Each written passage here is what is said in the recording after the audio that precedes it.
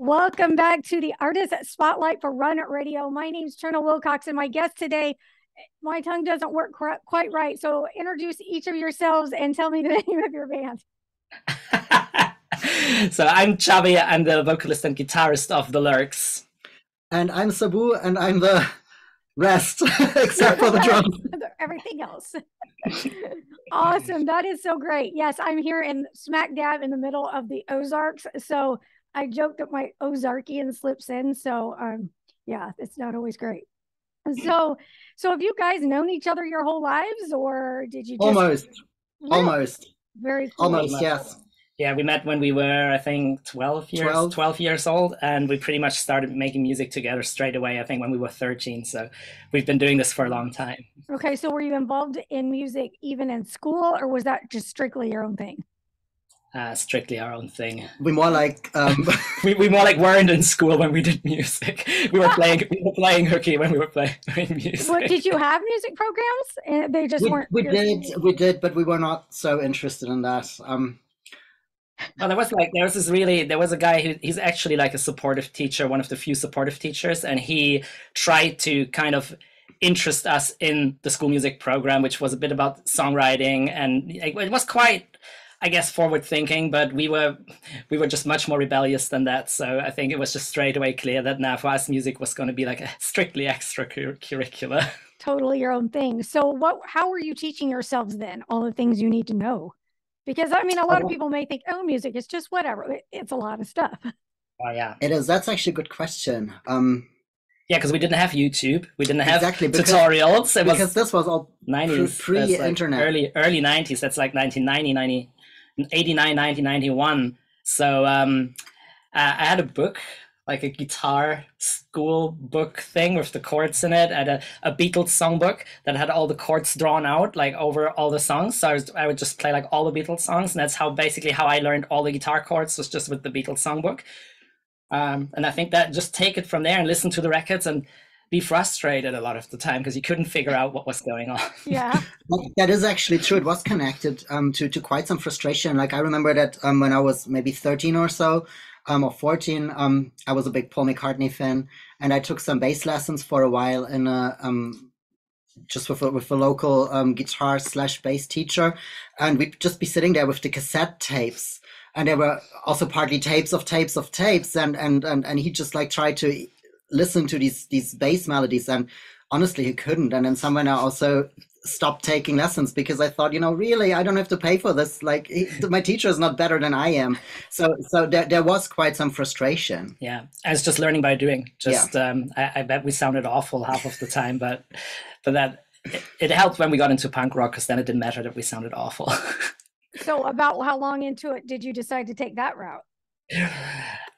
Probably when we were about, well, it was actually, it's funny because it's the 90s, but we really started our musical journey very much in the 50s. So we started out listening to rock and roll, and then we went into like Rolling Stones 60s stuff, and then we took it from there, Small Faces, so into the 70s, and then we ended up with the Sex Pistols somewhere. So I think it probably around when we were 15, 16.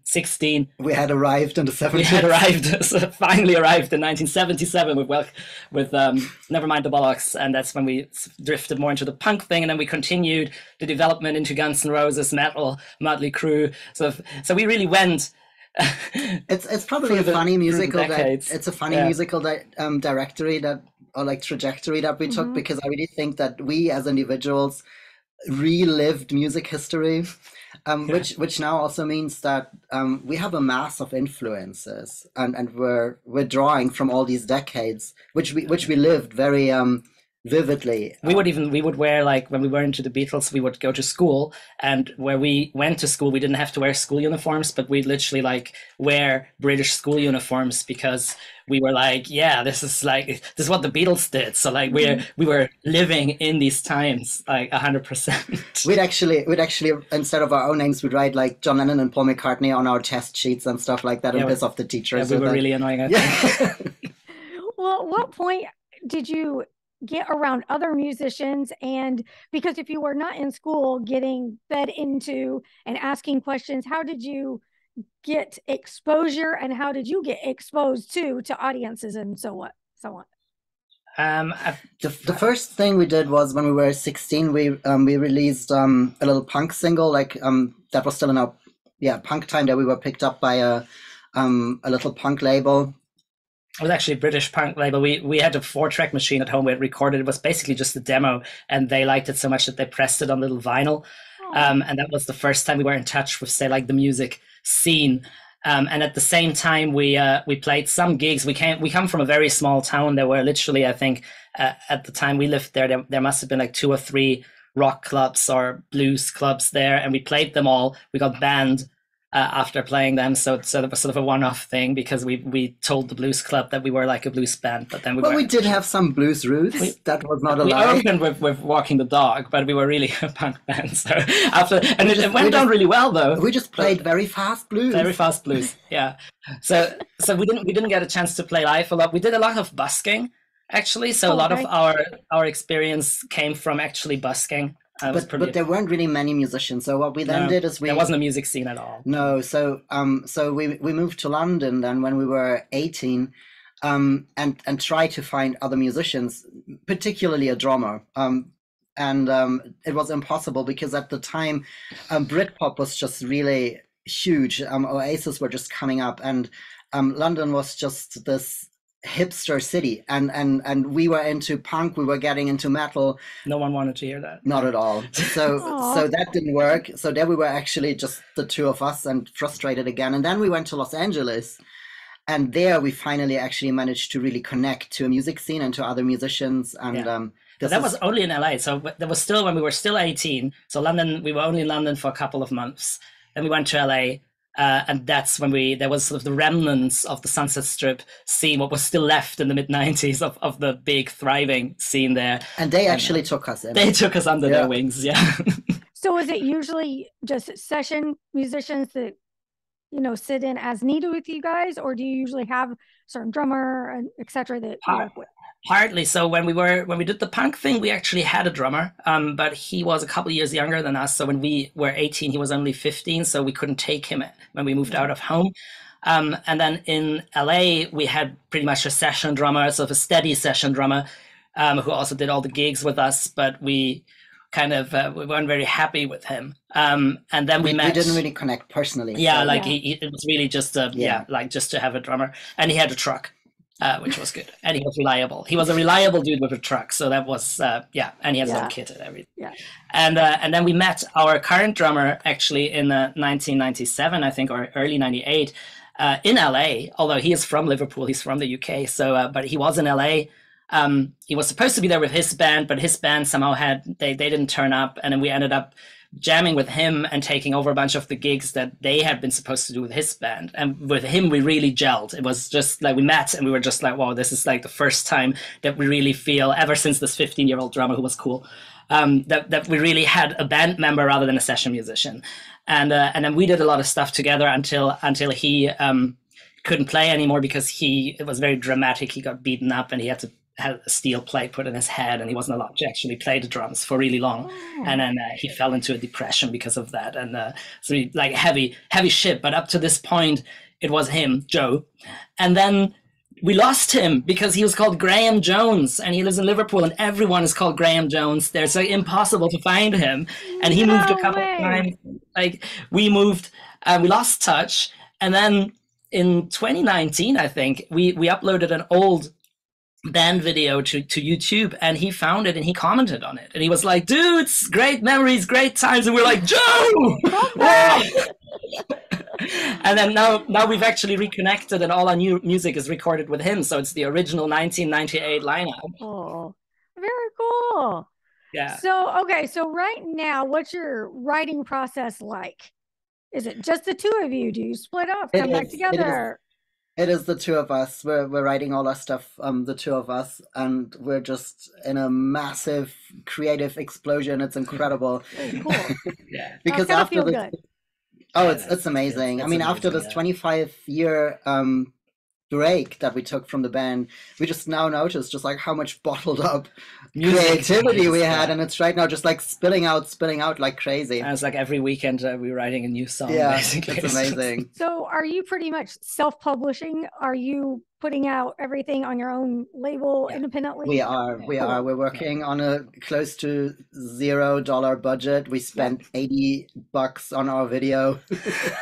Hey, so what I want this platform is to encourage people that, you know, we've got more power than we've ever had to promote ourselves and put out our stories, our music, all that kind of stuff.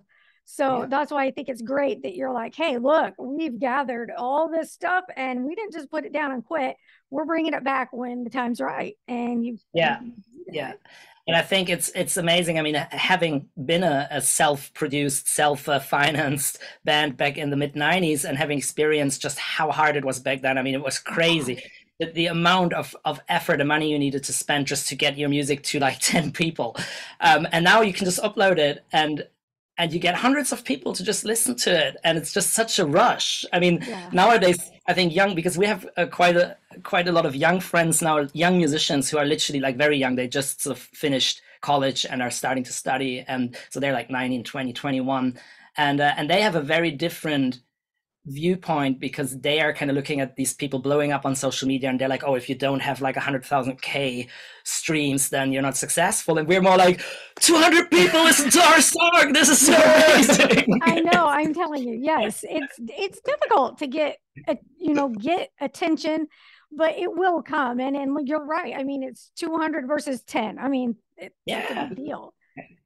Did either of you do the college route or anything like that after high school? Well, not really after high school because I mean we were really bad kids. So first of all, we just dropped out of high school in order to make music. And then after our drummer got so beaten up, and we were just like forced into a break, and we had it. And we'd had it with the music business. We were really frustrated with the music business because we always very much perceived ourselves as artists, and we just had all this stupid stuff like you can have a record deal, but only if you kick out your drummer because he's too ugly and too old. And we were just like, really, literally Sony Records. So that was So we were really fed up with just the shallowness of the business, and we just didn't want that. So then we thought like, okay, we're fed up with the shallow stuff. Let's do something deep. So we actually went back to school. We did our high school diploma, and then we went on to university.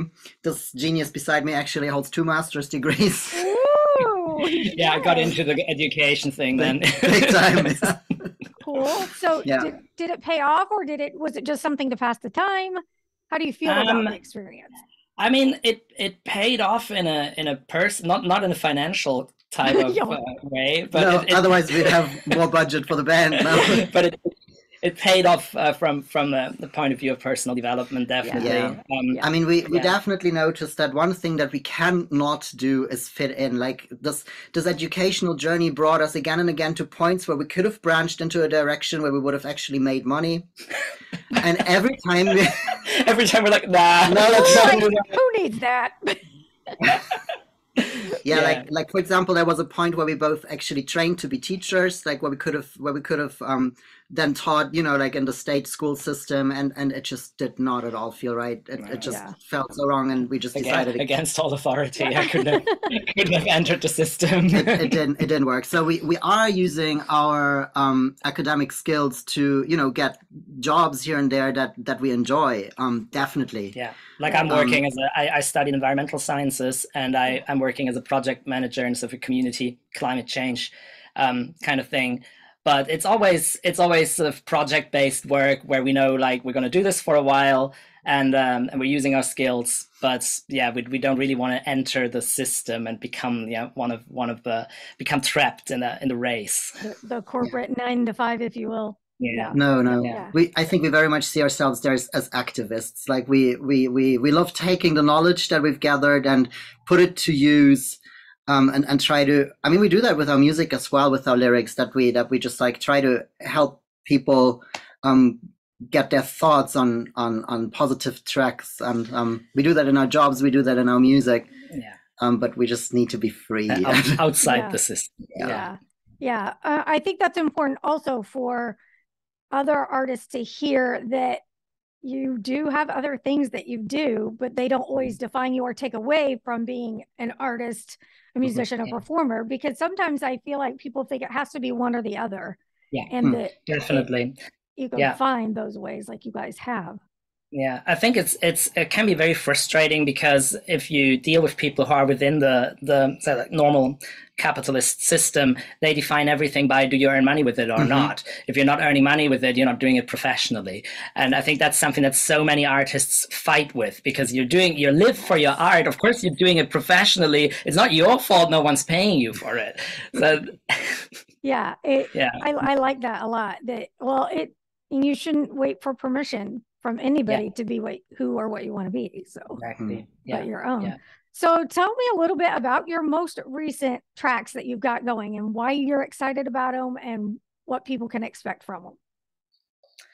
Do you want to go first? I just want to ask you, do you want to go? Yeah, so we got I'm excited about them all. We got two releases out, which was totally probably the wrong thing to do, and you're supposed to drop them song by song, and we just brought out an album like old-fashioned style, and an EP, because we had so much going on, and we were just like, this is so many songs, there's so many coming, we need to put them all out now. So we got an album called Music for the Planet, and that's what people can expect. It's kind of a mixture of 70s. It's guitar based, 70s influenced hard rock, but there's some punk rock in there. There's some sort of folk rock influences. It's positive. It's powerful. It's music to rebel by, but it's not like just aggressive. I play the recorder. Yeah, so he's a recorder player. So imagine hard rock with a recorder player. Like every elementary student. The tenor and the bass recorder. Like, that is great. Honestly, one of the main instruments I play is a plastic recorder that Xavi used to have as a child, and he used it when he used it as a sword when he was playing. Fighter. Yeah, I'm not a recorder player. No. I'm definitely more of a sword fighter.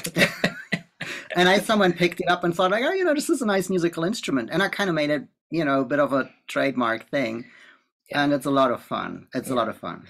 Yeah, I think we have people can expect the unexpected with us, because we're very influenced by this experimental mindset of the late 60s, early 70s. I think that's something we love to experiment. We don't like to follow genre boundaries. And you can always hear a little bit of punk, a little bit of chaos.